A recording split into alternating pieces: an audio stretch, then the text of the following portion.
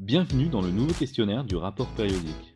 Je suppose que vous êtes là pour remplir un questionnaire de rapport périodique, un exercice auquel vont participer tous les gestionnaires de sites du patrimoine mondial sur les 5 prochaines années. Cela peut sembler un peu complexe au début, mais c'est en réalité très simple. Je suis là pour vous aider à comprendre comment remplir le questionnaire en ligne. Je vais vous guider parmi les principaux aspects techniques du questionnaire, les types de questions posées et les différentes informations que vous devez fournir. Et bien sûr, que faire en cas de problème? Nous voici donc dans le questionnaire. Il est composé de deux sections, la section 1 et la section 2. La section 1 contient des questions sur la mise en œuvre au niveau national de la Convention du patrimoine mondial et doit être remplie par le point focal national du patrimoine mondial, tandis que la section 2 concerne entièrement les biens du patrimoine mondial et doit être remplie par les gestionnaires de sites du patrimoine mondial. Lors de cette vidéo, nous allons nous concentrer sur la section 2 du questionnaire, qui concerne les biens du patrimoine mondial. Mais même si c'est la section 1 qui vous intéresse, il y a beaucoup à apprendre sur les aspects techniques du questionnaire. Alors allons-y. Tout d'abord, quelques informations sur le questionnaire. Il doit être complété en anglais ou en français, et ne peut être effectué qu'en ligne. Vous pouvez le télécharger en format Word ou PDF à n'importe quel moment. Cependant, certaines fonctionnalités ne seront disponibles qu'en ligne. Globalement, vous disposez d'environ 10 mois pour remplir le questionnaire et le faire valider par votre point focal national. Le questionnaire peut être rempli en quelques heures, mais réunir les informations nécessaires exige beaucoup plus de temps. Le questionnaire comprend plusieurs sortes de questions. Des questions pré-remplies, vous devez alors vérifier les réponses, des interrogations totales, à répondre par oui ou par non, des échelles de notation, des questions à choix multiples et des questions ouvertes avec un nombre de mots limité. Lorsque c'est votre tour de remplir le questionnaire du rapport périodique, le Centre du patrimoine mondial vous envoie un email avec des instructions expliquant comment vous créez un identifiant et un mot de passe. Si vous oubliez ces informations, vous pouvez effectuer une nouvelle demande en cliquant ici.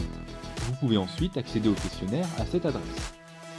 Une fois connecté, vous remarquerez que vous vous trouvez dans votre questionnaire individuel personnalisé. Le questionnaire portera le nom de votre bien ici. Il est possible que votre questionnaire personnalisé contienne déjà des réponses pour certaines questions. Ces questions ont été pré-remplies par le Centre du patrimoine mondial à partir d'informations déjà communiquées par le passé. Si aucune réponse n'est pré-remplie, pas de panique. Cela signifie probablement que votre bien a été inscrit récemment sur la liste et ou que c'est la première fois que vous remplissez le questionnaire, ou simplement que les informations n'ont pas pu être intégrées au questionnaire. Le volet navigation est une des premières choses que vous verrez en accédant au questionnaire. Vous pouvez dérouler la liste pour visualiser chaque question et chaque sous-question contenue dans les 15 chapitres. Vous pouvez vérifier votre progression dans le questionnaire grâce à la barre de progression située dans la partie supérieure du questionnaire, ainsi que le long de la liste déroulante des questions. Le questionnaire inclut des questions sur une large gamme de thèmes pertinents au regard au patrimoine mondial. En tant que professionnel du patrimoine, beaucoup de ces thèmes vous seront familiers. Mais le patrimoine mondial est un vaste domaine, incluant la nature, la science, l'histoire, les arts, la gestion, la gouvernance, l'effort mondial pour la paix et beaucoup d'autres. Sachant cela, nous n'attendons pas de vous un niveau d'expertise vous permettant de comprendre immédiatement chacune des questions. Pour cette raison, nous avons développé une fonctionnalité d'aide dans le questionnaire. L'aide fournit des explications sur les concepts clés et les sujets plus complexes. Il fournit aussi des liens vers des publications ou des sites pertinents. C'est donc un excellent outil d'apprentissage. Lorsque de l'aide est disponible pour une question, un bouton d'aide est présent. L'aide est liée à un glossaire de termes du patrimoine mondial, où vous pourrez retrouver des définitions claires de mots issus de la terminologie usuelle du patrimoine mondial. Qu'est-ce que le Comité du patrimoine mondial? Et qu'est-ce que la VUE? La réponse se trouve ici. Regardons maintenant le contenu de la section 2 du questionnaire.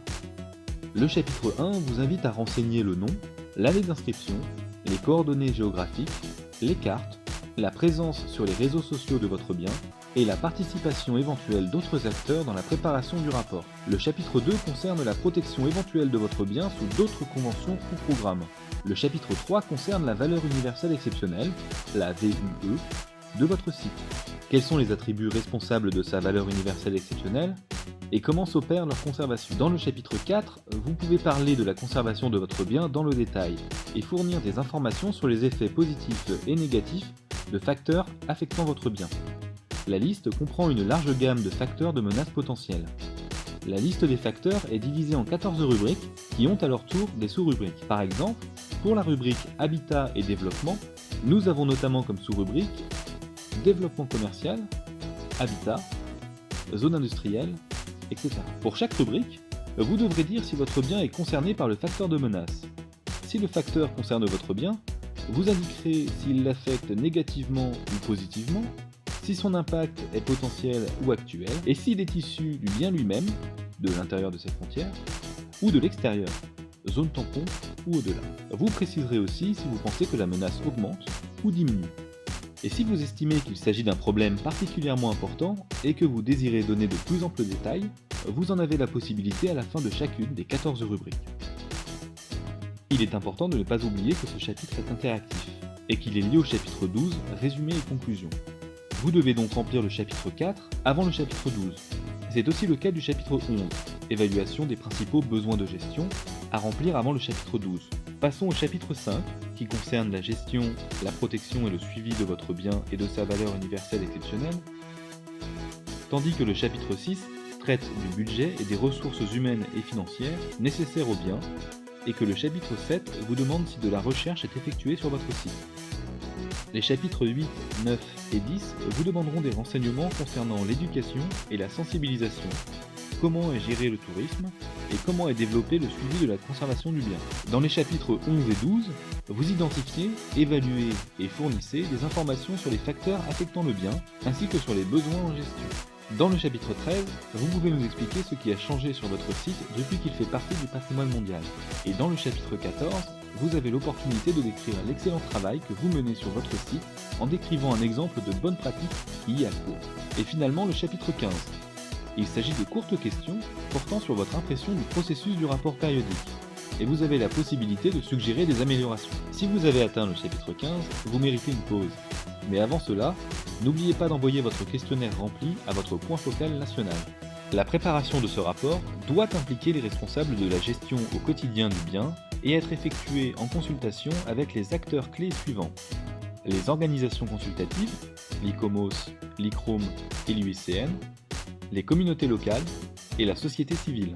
Concernant les biens transfrontaliers, il est conseillé une action conjointe ou une étroite coopération entre les gestionnaires de sites concernés. Et n'oubliez pas, si quelque chose n'est pas clair, vous pouvez trouver des réponses avec la fonctionnalité d'aide ou sur le site internet du Centre du patrimoine mondial.